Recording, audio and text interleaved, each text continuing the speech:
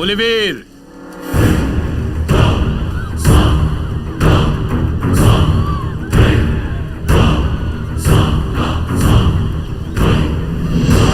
दिखने में तो बिल्कुल बाघ जैसे हो।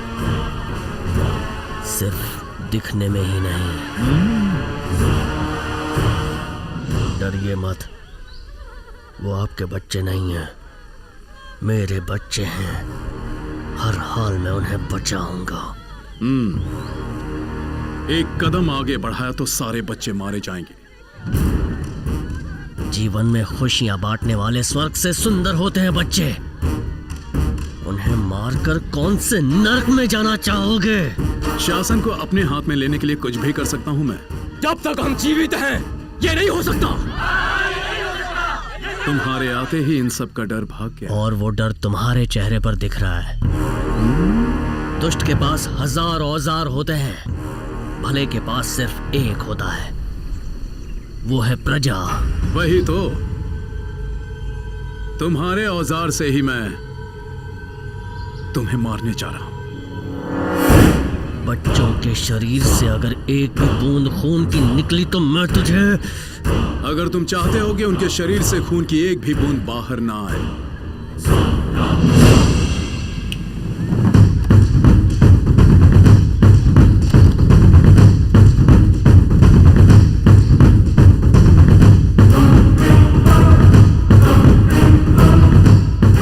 तो तुम्हें इस विष को पूरा पीना होगा, बिना एक भी बूंद गवाए, वो भी इसी वक्त। सिर्फ यही बच्चे नहीं, इस गांव के सारे बच्चों को भी मारोगे तो भी हम अपने युवराज को मरने नहीं देंगे।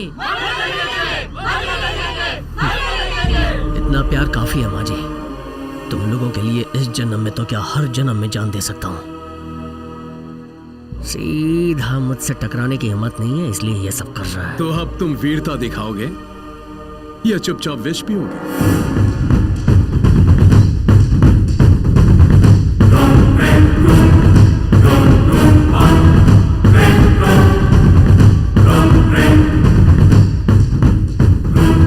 विष मैं पी लूं तो बच्चों को छोड़ देगा? कसम से? मुझे तेरी बात पर भरोसा है।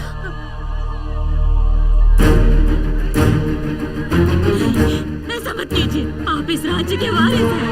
इस मिट्टी के लिए हम प्राण त्याग देंगे, पर आपको जिंदा रहना होगा। ऐसा मत कीजिए, ये विष मत पीजिए। ऐसा मत कीजिए, नहीं बेटा, नहीं। आखिरी जान तक को बचाना राजा का कर्तव्य होता है माँ जी। ऐसा मत कीजिए युवराज। मेरी आज्ञा का पालन करना आप लोगों का कर्तव्य है।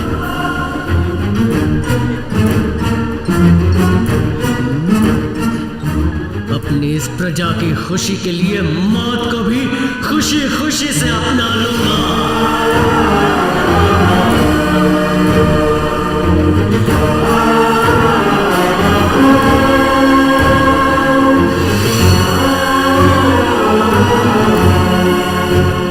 आप चले जाएंगे तो इस धरती को कौन बचाएगा?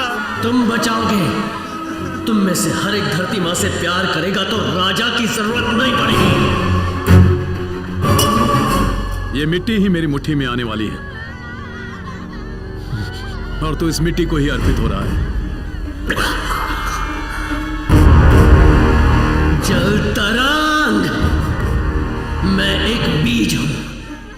अगर तुमने मुझे यहां दफनाया तो एक और पैदा होगा जो तुझे खत्म कर देगा। दलपति, युवराज का बेटा पैदा हुआ है। तुम्हारा कहना सच निकला, पैदा हो।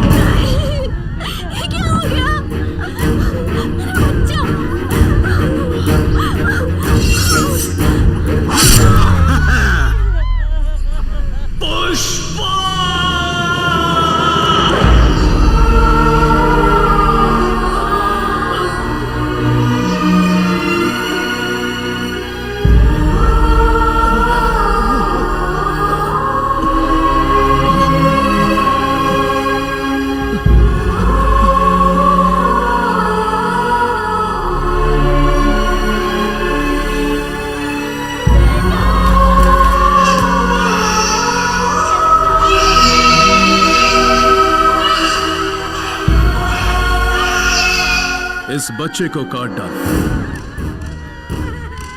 और प्रजा के साथ साथ पूरे गांव को भी जला दो।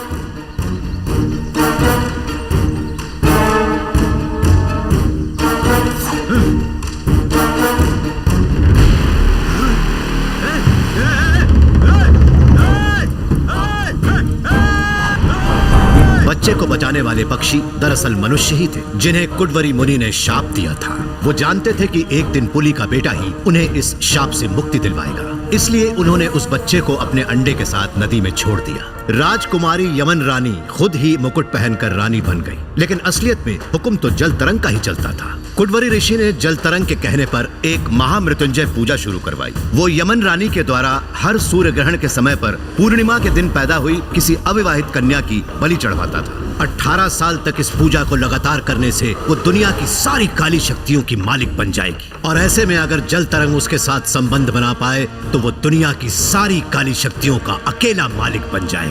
वो मौत पर विजय पाकर अमर हो जाएगा और दुनिया पर युगों युगों तक राज करेगा।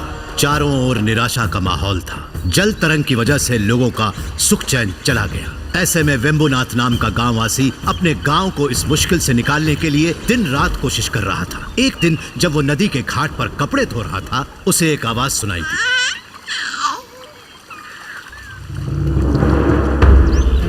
वो बच्चा कोई और नहीं, पुली का ही बेटा था। वेम्बुनाथ उसे अपने गांव के एक आचार्य के पास लेकर गया।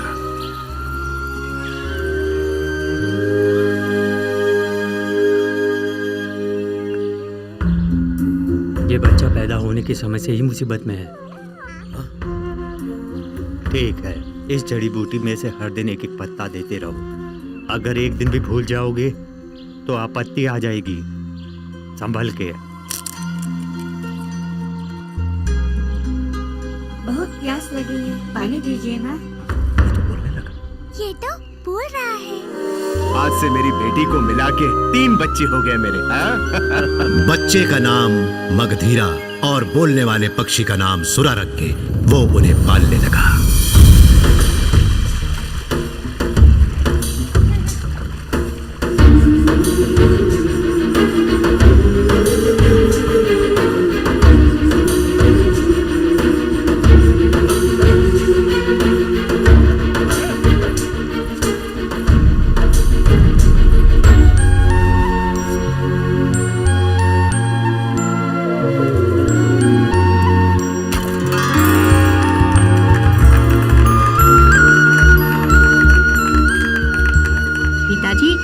सब लोग वेताल वेताल कह के डर रहे हैं ना। आज तक किसी ने उनका सामना करने की हिम्मत क्यों नहीं की पिताजी? बड़ा हो गया ना, अब तक डरता रहता था, जब असलियत पता चली तो सवाल करने लगा क्यों? बताता हूँ।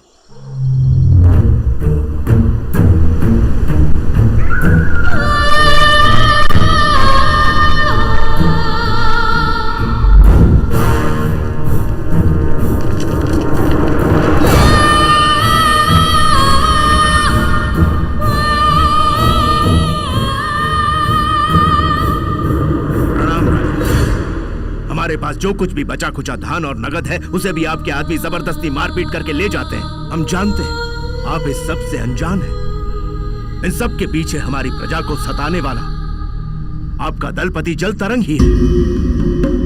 हमारी रक्षा करना और हम लोगों का साथ देना आपका कर्तव्य है ना रानी माँ? आप भी बोलिए।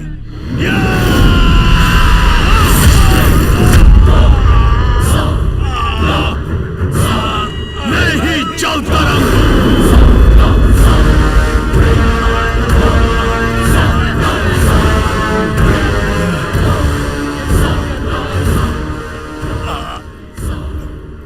हमारी रानी जो आज्ञा देती है मैं वही करता हूँ।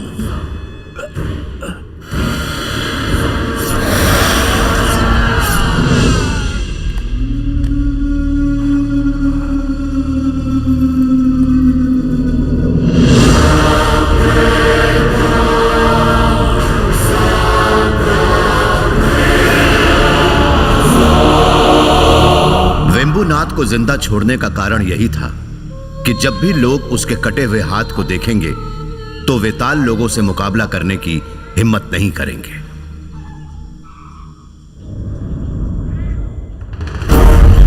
एक बार जब वाग्यनगर के लोगों ने कर नहीं भरा तो वेताल लोग अचानक गांव में आ गए। ये लीजिए मेरी बेटी पवन मल्ली को छोड़ दो। आज के बाद कल ठीक समय को चुका देंगे। मैं नहीं मारा है। अगर हमारी पवन मल्लिक को कुछ हो जाता तो इस डर से मैंने ही मारा था।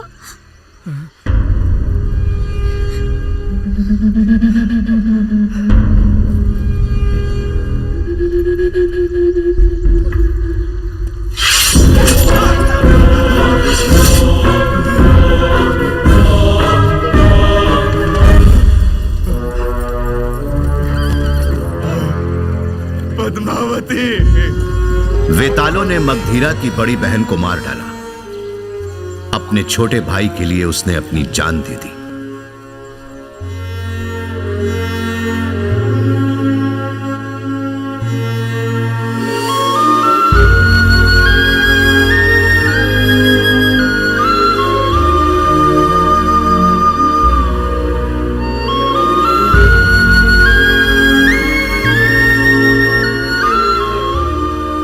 गांव के मुखिया चिन्न वर्मा ने पवन मल्ली को पढ़ाई के लिए बगल के देश में अपने मामा के यहां भेज दिया।